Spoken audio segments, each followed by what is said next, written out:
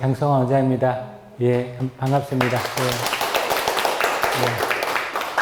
여기 계신 많은 아마누분들과 이 강의를 들으실 온라인의 여러 아마누분들 그리고 환우분들, 보호자분들을 위해서 한방치료, 특히 한약치료에 대해서 너무나 우리나라에서 안 알려져 있고 잘못 알려져 있고 그래서 너무나 많은 피해를 환우들이 보고 있기 때문에 올바른 한방치료, 한약치료에 대해서 제가 지속적으로 유튜브에 올리고 있습니다.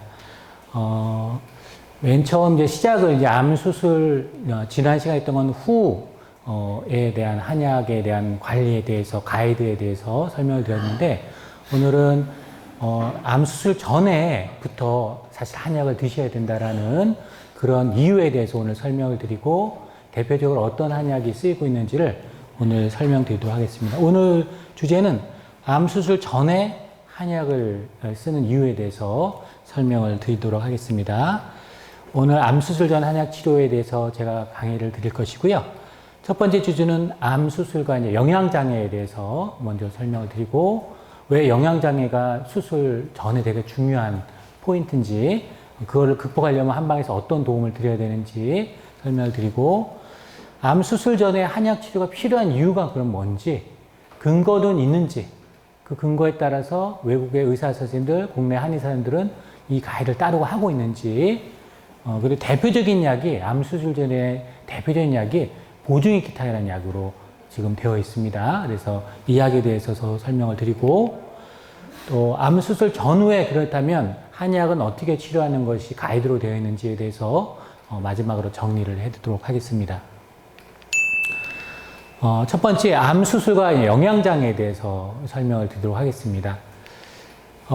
수술을 이제 암 수술하고 이제 오신 분들이 참 많잖아요. 그죠? 근데 사실 수술과 영양 상태는 되게 밀접한 관련이 있어요. 수술 전의 영양 상태예요.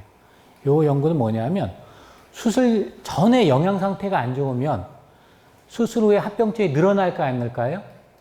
수술 전에 영양이 아주 안 좋아요. 밥도 못 먹고 몸도 말랐고 막 암하는 분들은 보통 체중이 빠져서 수술하는 경우가 많은데 일반적으로 수술 전에 영양 상태가 좋지 않으면 수술에 관련된 합병증이 발생률이 증가해요. 그런 근거들이 이미 나와 있고 이건 이제 관련된 논문들이고 그런데도 불구하고 현대의학에서는 이런 영양실조 환자를 위해서 수술 주변에 어떠한 영양요법을 하는 것에 대한 아직까지 합의는 없는 상태입니다. 그래서 이런 부분들이 사실 환우분들은 사실 영양장애가 있고 암 수술은 어떻게든 빨리 받으려고 노력을 하시잖아요. 근데 몸이 안 받쳐주면 예후도 안 좋을 수 있다는 거예요. 그렇다면 뭔가 영양에 대한 이런 불균형을 보강을 해야 된다는 그런 얘기가 될 수 있다는 거죠. 실제로 영양실조는 합병증이 당연히 증가할 수밖에 없고 또 사망률도 증가할 수 있습니다. 영양장애로 인해서. 그렇기 때문에 환자분의 영양 상태를 정확하게 파악하는 것은 당연히 중요하겠죠. 이분이 영양 상태가 안 좋으면 합병증도 늘고 사망률도 는다는 거니까 그분이 정확히 영양 장애가 있는지를 측정하고 하는 것은 대단히 중요한 의료인으로서 해야 될 거죠. 가장 일반적으로 하는 여러분들이 대학병원에서 수술 전에 하는 가장 대표적인 검사 중에 하나가 알부민 검사라는 게 있습니다. 많이 들어보셨죠? 이 알부민 검사는 수술 전에도 하고 수술 후에도 하고 항암 중에도 하고 보통 간 기능에 관계돼서 하는 대표적인 거가 알부민 검사인데 이 알부민이라는 건 뭐냐면 내 몸의 세포의 기본 물질을 구성하는 단백질이에요. 단백질. 내 몸의 단백질. 그러니까 단백질을 먹으면 알부민이 올라가는 거예요. 쉽게 말하면. 이 단백질인데 이 혈관 속에서 체액에 머물러서 내 몸의 혈관하고 조직 사이 삼투압이라는 게 있어요. 이것이 잘 유지되도록 하는 되게 중요한 건데 이 알부민이 부족해져 버리면 이 혈관 밖으로 체액이 빠져나가서 몸이 부어요. 일반적으로. 알부민이 부족하면 영양장애가 있으면 그래서 몸이 붓는 거예요.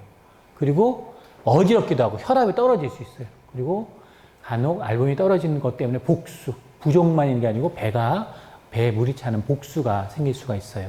그래서 이런 알부민 농도가 적어지면 이런 영양장애와 관계된 거, 또 이게 염증과도 무척 관련이 있기 때문에 그런 걸 본 겁니다. 혈청에 있는, 그러니까 혈액 속에 있는 혈청이라는 게 있는데 그 전체 단백질의 50%, 한 절반에서 70%를 알부민이 차지하고 있기 때문에 대단히 중요한, 내 몸의 삼투압을 유지하는 데 되게 중요하고, 영양장애가 없는지를 체크하는 거고, 부족하면 몸이 붓고 이제 어지럽고 뭐 여러 가지 영양장애가 있을 수 있어요. 그래서 이거를 가장 쉽게 검사할 수가 있는 거죠.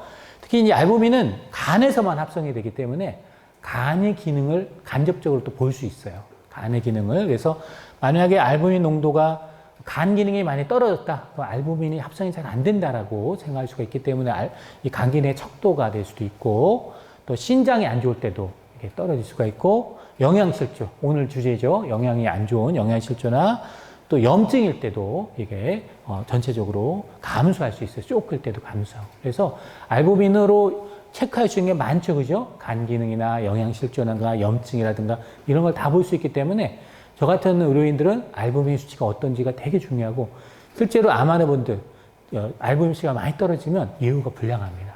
생존율이 떨어져요. 그래서 혈액 검사에서 알부민 수치는 염증 수치라고 알려져 있는 CRP라고 하는 염증 수치의 반응 물질인데, 그거와 더불어 알부민은 이 예후를 측정하는 데 대단히 중요한 지표니까 여러분들 혈액 검사에서 대단히 그것을 관심 있게 보셔야 한다 할 수 있겠습니다. 그리고 이 알부민은 보통 정상 범위는 한 3.5에서 5.2 정도로 정상 범위를 보통 보는데, 혈액 검사에서 3.5보다 낮으면은 단백질 섭취량이 부족하다. 일반인들 기준이에요. 그냥 일반인들은 특별한 병이 있는 게 아니면 단백질이 좀 섭취를 잘 못했다든가 영양 불량에 대한 표현이죠. 이거는 그죠? 그 외에도 여러 원인이 있을 수 있지만 아까 말씀드린 대로 그런 겁니다. 이 알부민은 반감기가 3주 정도예요.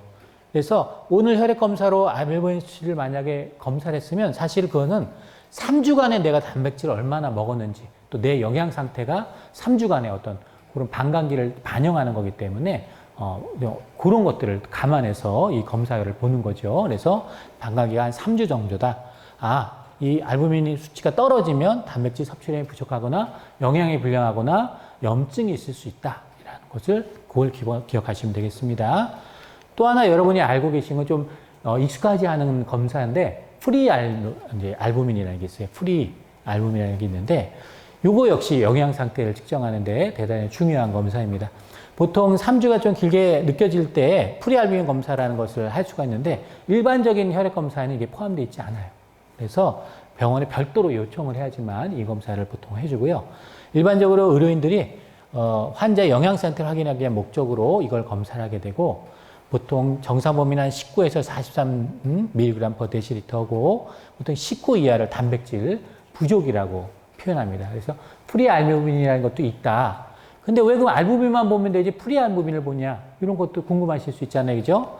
요건 뭐냐면, 이 환자의 프리알부민 농도는 환자의 영양 상태를 나타내는 여러 지표인데, 이게 알부민에 영향을 미치는 건 비슷한데, 왜 이걸 하냐면, 알부민보다 반감기가 짧아요. 아까 알부민은 3주 정도 된다 그랬잖아요. 얘는 그보다 짧기 때문에 환자의 영양 상태를 좀 더 민감하게 반영을 해요.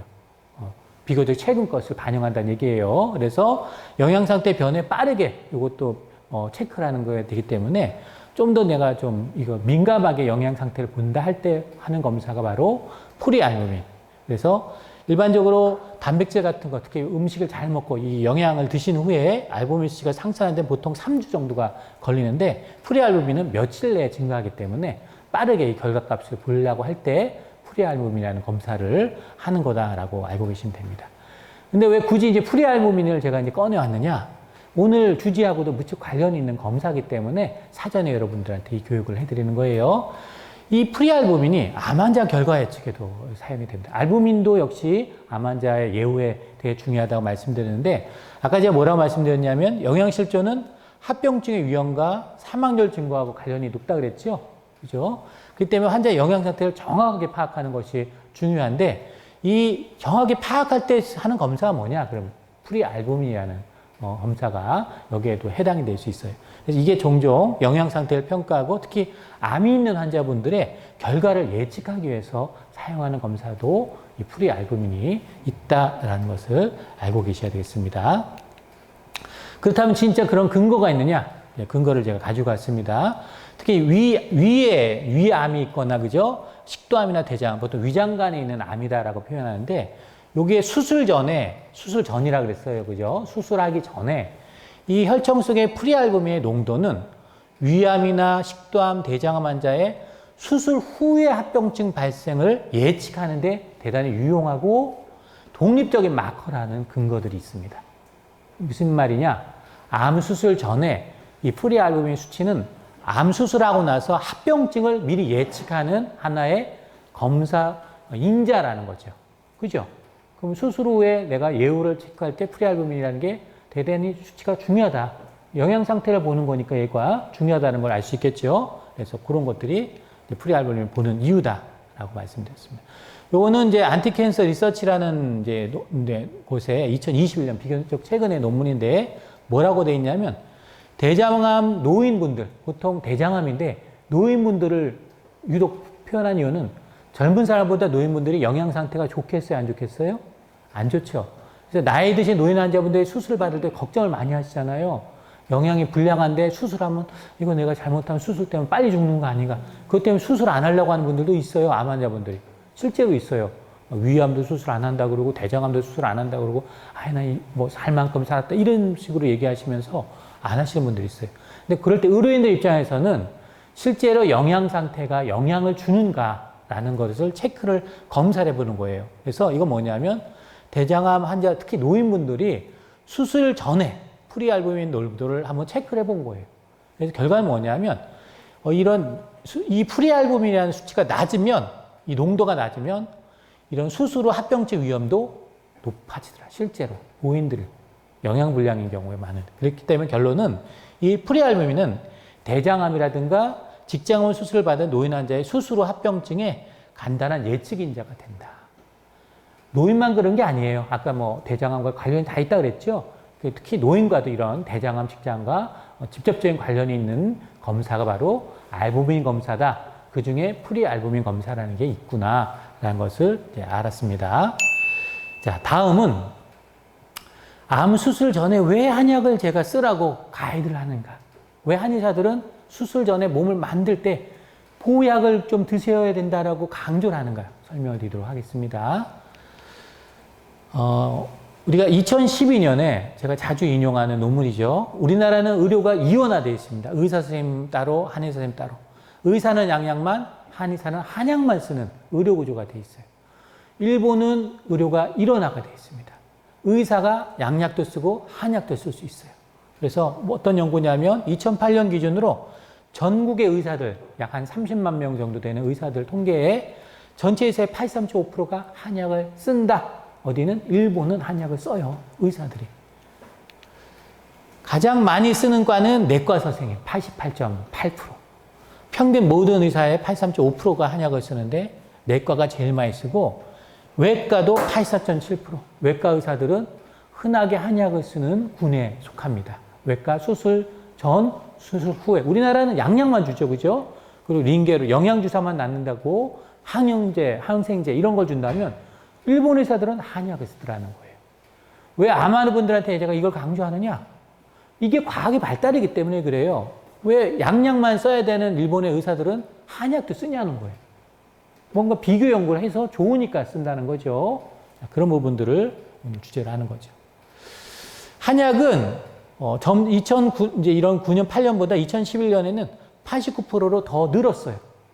83.5%에서 89% 더. 해가 가면 갈수록 의사들이 한약을 더 많이 쓰고 있고 한약을 현재 사용하고 있다고 하는 분들이 이렇게 늘고 있고 심지어 한약을 양광보다 먼저 쓴다. 제일 선택약으로 쓴다라는 비율이 2008년은 52.7%, 한 절반 정도 의사들은 첫 번째 먼저 한약부터 준다라고 얘기한 게 50%였는데 2011년에는 59%로 늘었어요.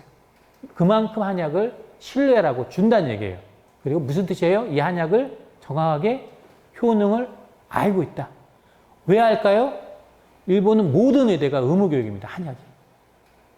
우리나라는 한약을 안 배워요.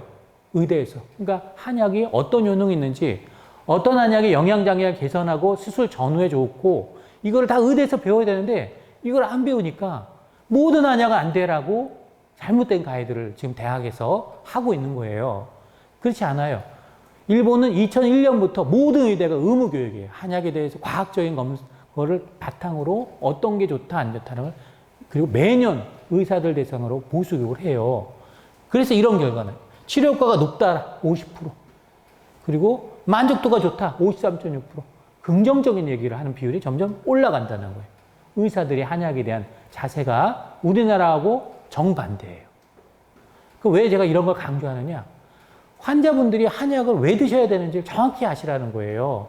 제가 과학적으로 얘기를 드리려고 하는 거예요. 그냥 제가 한의사라서 한약을 먹으라는 게 아니고 왜 외국에서는 의사들이 이렇게 적극적으로 한약을 쓰고 먼저 쓰냐는 거예요.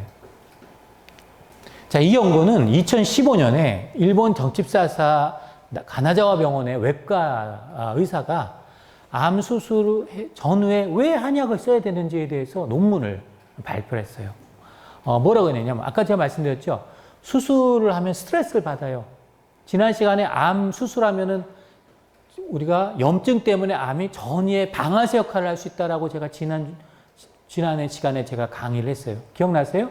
암 수술은 받아야 되지만 수술하고 나서 결국 염증이 생기기 때문에 암 환자 입장에서는 일시적으로 염증이 암이 확산하는 인자이기 때문에 암 수술 후 관리가 대단히 중요하다. 그래서 암 수술 후에 한약을 써야 됩니다라고 제가 지난주에 강의를 드렸고, 암의 스트레스는 인체에 여러 변화를 일으키죠. 면역을 떨어뜨리게 하고 영양 실조를 일으키고 합병증, 수술에 밥을 못 먹어가지고 한 달, 두 달 동안 밥 못 먹었다고 하는 분들도 저희 병원에서 입원하면서 호소하는 분들이에요. 수술을 했는데 장폐색이 왔다든가 뭐 장마비가 왔다든가 이런 것 때문에 밥을 못 드신 분들이 있단 말이에요. 그런 걸 해결하는 게 한약 쪽에 있어요. 사실은. 왜 일본의 외과 선생님들이 한약을 쓸까요? 장마비나 장폐색을 완화하고 부작용을 풀어주는 약들이 있기 때문에 한약 쪽에 있어요, 그게. 그래서 그런 것들을 쓴단 말이에요. 이 장기적인 예후에 당연히 악영향을 끼치죠. 특히 암 환우들은. 영양불량하면 바로 면역이 떨어져 버리는데. 그 뒤로 바로 또 항암을 해야 되는데. 그죠? 예후가 안 좋겠죠. 그렇기 때문에 이 수술을 위해 스트레스를 최대한 줄여야 되고, 수술의 합병증을 최소화하고, 그래야 만족스러운 수술 경과를 얻게 돼요. 그러면 당연한 거죠. 수술의 스트레스를 최대한 몸의 스트레스를 줄여야 되고, 그런 거죠.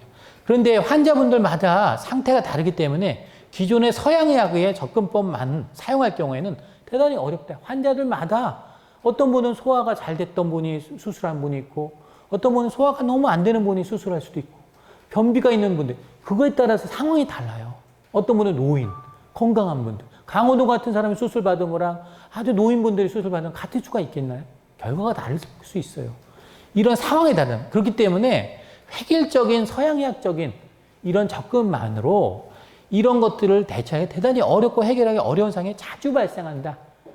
이게 외과 의사가 그렇게 얘기를 하는 거예요, 일본에. 고백이죠. 현대의학, 서양의학만으로 환자를 모두 다 컨트롤하기가 어렵다. 획일적으로 해야 되기 때문에. 표준의학이라서 좋은 것 같은데 이 개별적인 상황이 너무너무 변화가 많기 때문에 그게 너무 어려운 한계가 있다. 그렇기 때문에 이 한의학이 다양한 상황에서 매우 유용하다고 믿는다는 거예요. 외과 선생님이 한의학을 믿는데요. 그리고 뭐라 그래요? 특히 한의학은 최근 사용 민도가 높아지고 많은 효능이 기대되고 있고, 한약이 각종 질병에 대한 효과가 입증되고 한약의 안리 성분과 작용 개념이 과학적으로 해명되었기 때문이라고 되어 있어요. 과학적으로 해명됐다고 그래요. 오늘 한 내용도 과학적인 해명이 된 내용이에요. 대학병원에서는 과학적으로 해명이 안 됐다라고 믿고 계세요. 그래서 절대 한약을 먹지 말라고 하지만 사실은 이 과학적인 해명은 40년 이상 누적돼 있습니다. 일본에서만. 국내에서도 누적돼 있고 중국에서나 대만이나 이 누적된 게 데이터가 40년, 50년치예요. 그걸 제가 유튜브에서 또 여러분에서 강의를 드리는 거예요. 이런 것들에 대한 유튜브가 지금 안 나오고 있기 때문에 설명을 드리는 거예요. 과학적인 근거들이 되게 많이 있습니다. 그렇기 때문에 결과는 뭐냐면 이런 걸 잘 처방을 하면 이 치료의 선택지에 서랍을 하나 더 갖는 거. 치료 선택지 넓어진다. 의사 입장에서는 양약 서랍만 있는데 한약 서랍도 있더라는 거예요. 양쪽 다 쓸 수 있는 사람 입장에서는 좋은 거죠. 그죠? 그래서 이 암 수술 이 주기에 있는 이런 환자분들 입장에서는 큰 복음이 될 것이다. 복음이란 말까지 나왔어요. 환자한테는 대단히 좋은 소식이에요. 복된 소식이란 뜻이에요. 그죠? 이 복음이다. 이런 말까지 해놨어요. 치료의 무기를 알으라는 얘기예요. 알라. 그 말한 사람이에요. 이분이. 방금 그 논문을 쓴 분이에요. 이분이 가나자 접전병원의 니시무라 모토카즈라는 외과 선생님입니다. 이 병원의 부원장인데, 이분이 이제 아까 그런 논문을 내고 또 다른 내용의 논문이 뭐냐면, 그 중에서 대장암을 한번 보자는 거예요. 대장암. 대장암 수술의 면역 상태가 되게 중요하다. 아까 대장암 환자들 제가 영양 상태 불량하면 예후 안 좋고 이런 말 했죠. 노인들 예후 안 좋다. 이런 것들 말씀드렸어요. 그렇다면 이거를 한방 쪽에서 해결할 수 있는가? 일본 의사들 입장에서는 궁금하다. 수술하는 의사들 입장에서는 더 궁금하다. 우리 쪽에서 할 게 많지 않은데 한약 쪽에서 혹시 이런 예후를 개선할 수 있다면 좋겠다. 연구해보자. 이런 얘기죠. 이 연구는 가나자와 적시자병원에서 한 연구입니다. 자, 보주익타이라는 약이 있어요. 자, 저희 병원에서 제가 많이 처방하고 있죠? 여기서도 지금 처방받으신 분들이 꽤 보이세요. 그죠? 보주익타이라는 약을 제가 자주 처방하고 있는 약이에요. 저희 병원에서. 대표적인 보약입니다. 일반인들의 보약이란 얘기예요. 이 보약이. 일반인들. 보통 전신의 영양 상태를 개선해주고 면역을 부활을 해요. 그래서 내 몸의 방어 기능을 회복시켜주는 근거들이 있습니다. 그리고 일반적으로 임상에서는 식욕을 개선해요. 식욕을 촉진하는 약이라는 뜻이에요. 그리고 수술 후 체력 증강, 일반적으로는 수술 후에 체력 증강 목적, 지난 시간에 했어요. 그래서 제가 자세하게 다루지 않았지만 수술 후 가이드에 있습니다라고 이따가 제가 한 번 더 말씀드리지만 보주이탕이 수술 후에 암 수술에 흔하게 쓰이는 약입니다라고 저는 말씀을 드렸고, 그리고 수술할 때 이 영양소를 빨리 하면 면역을 개선해서 결국 면역을 빨리 부활시켜주는 약인데, 수술 전부터 이 보조이탕을 쓰면 수술 후에만 쓰는 게 아니고 수술 전에도 쓰면 좋지 않을까라는 생각을 하는 거예요. 수술 후 좋다라는 건 이미 가이드에 들어가 있어요. 일본의 암치료 가이드에는 수술 후에 보조이탕을 써라가 가이드이기 때문에, 근데 수술 전에도 이걸 쓰면 면역이 부활할 거다라는 그런 게 기대된다라고 해요. 일본은 이렇게 제약회사 이렇게 41원 달아가지고 이렇게 나옵니다. 이 보주이탕이라는 약이. 그래서 어떻게, 이분이 외과 선생님이란 말이에요. 주로 수술을 하는 분이에요. 그래서 이 개복 좀 배를 여는 수술을 할 때, 개복 수술을 하니까 좀 더 큰 수술이죠. 배를 개복을 하니까, 그죠? 20명을 대상으로, 그죠?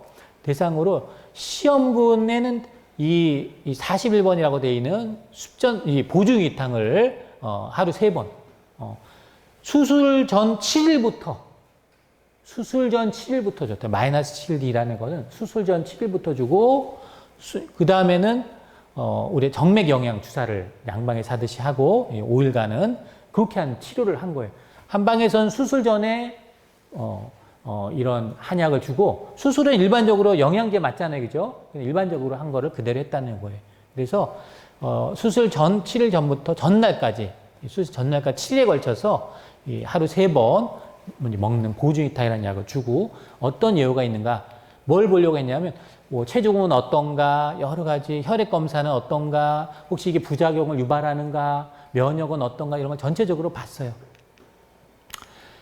그랬을 때, 이 투여군은 지금 결장암, 직장암 다 대상으로 했고, 출혈이 얼마나 생기는지, 보주이탕은 9명, 대족은 10명을 한 1대1로 이제 비교해 본 거예요. 그래서 전체적으로는 좀 검토 기관이 많지 않아서 다른 거에는 큰 유의 차이가 없었다고 합니다. 그런데 오늘 주제가 아까 제가 프리알부민이라는 것을 강조드렸죠. 그죠? 이거를 설명드리기 위해서 제가 강조드린 거예요. 프리알부민은 영양, 수술 후에 예후를 좋게 하고 영양을 보는 이런 마커가 된다 그랬잖아요. 암, 특히 대장암들은. 봤더니 보주이탕을 투여한 경우가 전날, 그러니까 이건 수술 전 7일간 복용한 거예요. 전에 복용한 거예요. 후에 복용한 게 아니고. 수술 후에 복용하면 당연히 올라가는 거고요. 수술 전부터 복용할 때 올라가냐가 중요한 거잖아요. 그죠? 수술 전부터 복용한 게 안 복용한 것보다 올라가더라. 특히 수술 3일 후에 유의하게 차이가 나서 프리알부민이 올라가 있더라. 수술 전부터 복용을 해도 얘는 그냥 영양주사 똑같이 맞더라도 그냥 영양주사만 맞는 것보다 보주이탕을 먼저 먹고 영양철 맞는 게 알부민 수치가 올라간다. 프리알부민 수치가. 라는 것을 확인하였습니다. 우리가 인터루킨 6라는 게 있어요. 이것도 염증 물질이에요. 염증 물질. 이건 뭐냐면, 이 조직이 손상되거나 염증에서 나오는 물질이에요. 내 몸에. 염증 물질인데, 그렇기 때문에 수술을 했을 때 이게 상승해요. 중증 질환에도 이게 상승을 하고, 이게 올라갔다는 얘기는 조직 외상이 심각한 거예요. 많이 올라가면 갈수록 인터루킨 6라는 수치가 올라가면은 수술 후 상처가 회복이 잘 안 됐다든가 뭐 이런 것들에 대한 반영의 수치라고 보는 건데 보조이탕을 미리 투여한 거는 수술 이후에 지금 이 인터루킨 6가 떨어지는 낮은 경향을 보였어요. 이곳이 좀 더 수술 후에 대한 회복을 좀 또 높여줄 수 있는 수술 전부터 복용한 군이 이렇다라는 겁니다. 그래서 어떻게 결론을 내렸냐면 이 보조이탕이라는 약을 수술 전에 투여한 게 수술 후 프리알빈이 유의하게 높은 수치를 보였어요. 유의하게 높은 수치를 보였고 그렇기 때문에 수술 전부터 보조이탕을 투여하는 것이 수술 후에 조기에 회복될 가능성이 높다 이렇게 말씀을 드릴 수 있는 거죠.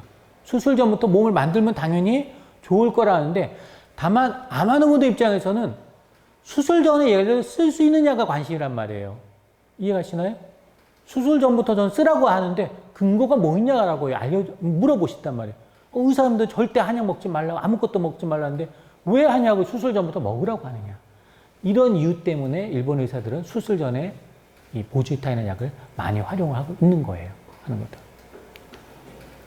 그래서 다시 한번 그 논문이죠. 이 가나자와 이분은 이 수술 이 전후에 이 한약을 쓰는 것이 대단히 복음이 된다. 양방이 없는 약이라는 거예요. 쉽게 말하면 보약입니다. 보약. 보약이 왜 중요하냐? 결국은 보약이라는 것은 내 몸을 보강하기 위해서 보약이라는 거 있는데 전통 한약, 즉 중세 한약이라고 제가 부르는 의학인데 동의보감. 그러니까 제가 제일 안타까운 건 뭐냐면 의사분들은 한의사 하면은 동의보감만 본 줄 알아요. 중세 시대에 나온 책이거든요. 그게 그죠? 명나라 때 조선시대에 나온 책이에요. 아직까지 그것만 한의사들이 보는 줄 알아요. 천만의 말씀. 그런 거를 보기만 하면 아무 볼 수가 없어요. 과학적 근거에 거기가 달려있지 않은데 그거 어떻게. 다만 선조들이 안전성에 대한 수많은 임상 통계가 있으니까 우리들이 할 일은 이걸 과학화하는 거예요. 과학화. 보조이탕은 동의보감에 실려있는 약이에요. 그 전 시대부터 쓰였어요. 다만 이걸 과학화하고 오늘날에도 이것이 유의성이 있는지를 적용하는 거죠. 과학화가 해서. 적용하는 게 중요한 거죠. 자, 보조이탕은 면역을 개선하는 효과가 있습니다. 대표적으로. 제가 저희 병원 지금 항암 중인 분들한테 보조이탕을 대단히 많이 쓰고 있어요. 대표적인 보조이탕은 면역 개선, NK세포 활성도를 대표적으로 높이는 약입니다.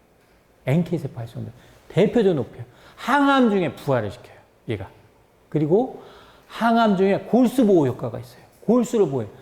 그러니까 백혈구를 덜 떨어지게 하고 빈혈을 덜 오게 하고 혈소판을 덜 떨어지게 하는 대표적인 약이 보조이탕입니다. 그래서 저희 병에서 항암 중에 많이 쓰는 게 바로 보조이탕이에요. 그리고 생존율을 향상시켜요. 면역력을 높이기 때문에. 췌장암의 생존율을 더 월등히 높인다는 놈들이 많이 제가 항상 알려드렸잖아요. 다음은 그런 것들을 제가 쭉 환자 사례별로 쭉 할 거예요. 대표적으로 위암, 대장암, 췌장암의 생존율 향상이 안 쓸 때보다 높다라고 되어 있어요. 보조이탕을 쓴 게. 그런 임상 연구가 되어 있어요. 임상 연구. 면역을 억제되는 상태를 개선한다. 이게 무슨 얘기냐?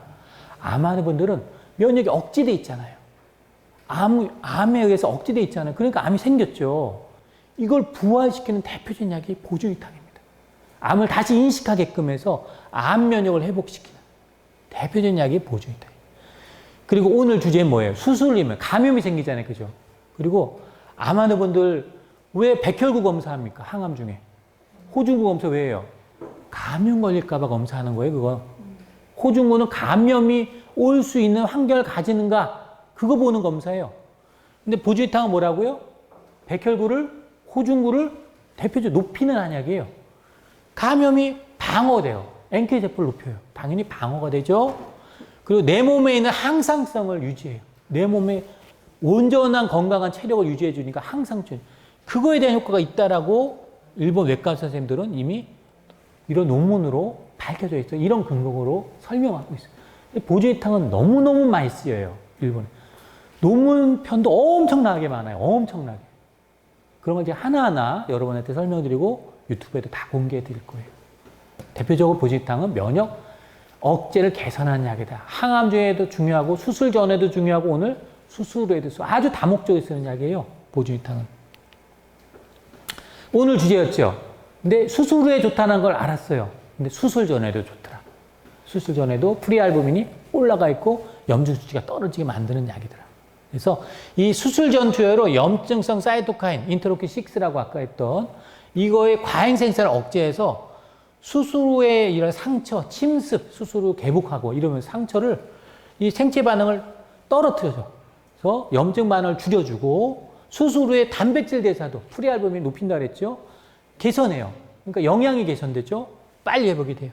결과적으로 면역력이나 영양 상태가 양호해질 것으로 기대되고 있는 대표적인 약이 바로 보증익탕입니다. 이 연구에서 특별한 부작용이 발견되지 않았다라고 되어 있습니다. 하는 것들은 그리고 이 한약에 대한 맛의 이상으로 1명 정도가 이 연구를 하지 못했다라고 되어 있지 이걸 해가지고 뭐 간 수치가 올라갔다든 이런 부작용은 없었습니다. 그래서 아까 말씀드렸죠. 예, 보증익탕 투여군이 수술 전에 투여했을 때 안 투여한 것보다 빨리 프리알부민 회복이 빠르고 인터로킨 6가 낮은 값이기 때문에 영양 상태 특히 나쁜 중내 누구겠어요? 노인. 고령자 노인들이 수술을 해야 된다. 그럼 뭘 여러분이 권해드려야 돼요? 그분 보증익탕 빨리 드시게 하세요. 보증익탕. 그냥 이러고 수술 받지 마시고. 아셨습니까?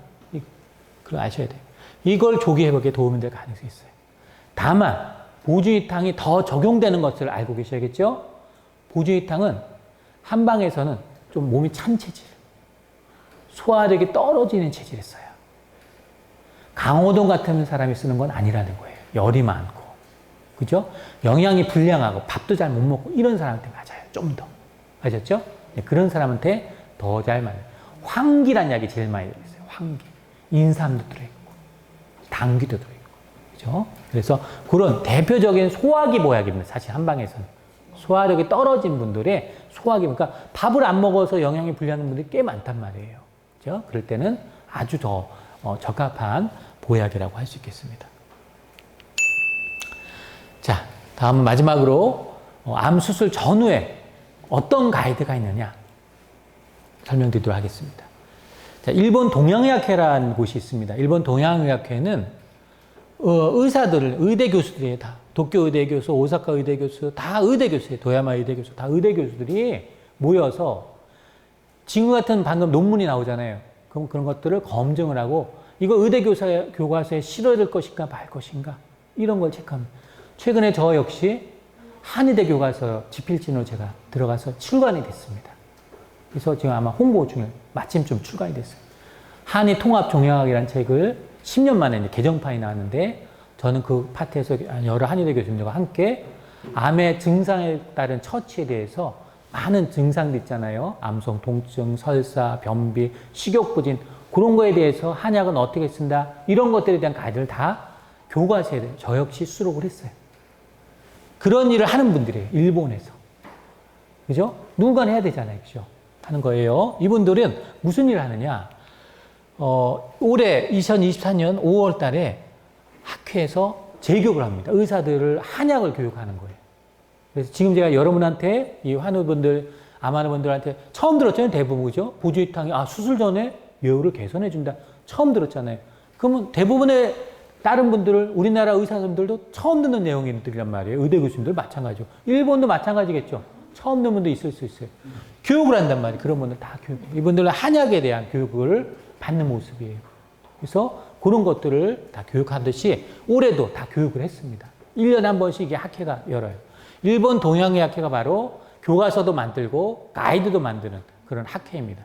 국내는 대한암한의학회라는 데서 이런 것을 만들고 교과서 만들고 이런 표준 지침을 만들고 가이드를 하고 저 역시 지금 그런 가이드를 위암에 대한 가이드, 폐암에 대한 가이드를 같이 연구를 하고 발표를 하고 있습니다. 자, 대장암, 아까 제가 설명한 그 논문입니다. 구글에 가면 딱 나와요. 구글에. 뭐라고 돼 있냐? 방금 말했죠. 대장암 수술 영양 면역상태 임상연구 아까 했던 그 논문을 가지고 동양의학에서 이거를 검토했다는 겁니다. 그래서 이 보주익탕은 수술 전 투여가 대장암의 수술 후의 조기 회복에 유효할 것으로 사료된다라고 이렇게 가이드를 하고 있습니다. 자, 그래서 일본 동의학회, 일본 의사들의 가이드는 어떻게 되어 있냐? 암 수술 전후에 한약을 써야 된다. 왜?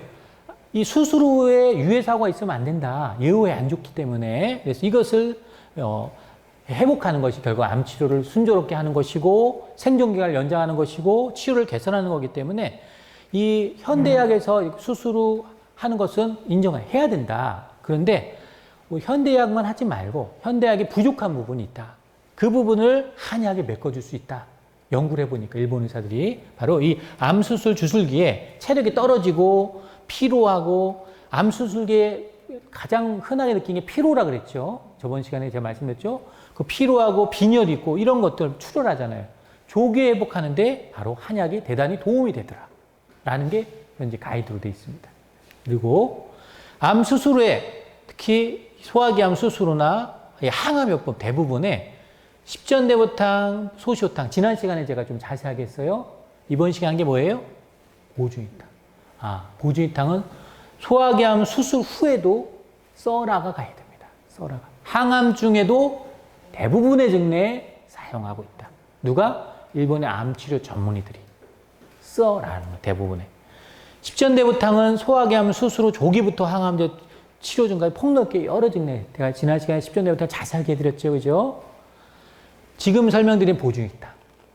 소화력이 떨어질 때 쓰는 보약이라 그랬죠?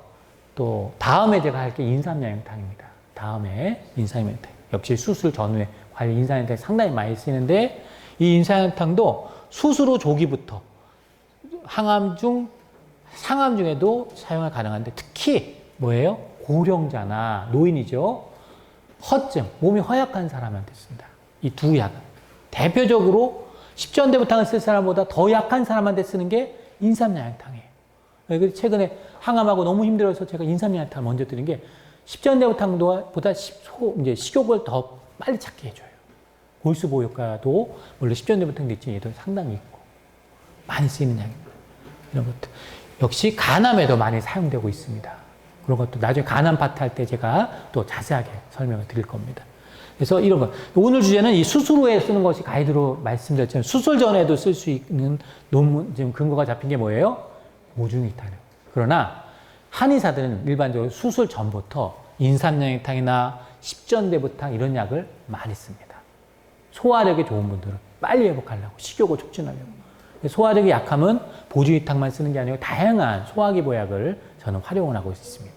그래서 그런 것들은 담당하는 한의사님들하고 잘 상의하시면 아마 많이 그렇게 알려주실 거고요. 저 역시 그렇게 합니다. 이게 가이드로 그렇게 돼 있다.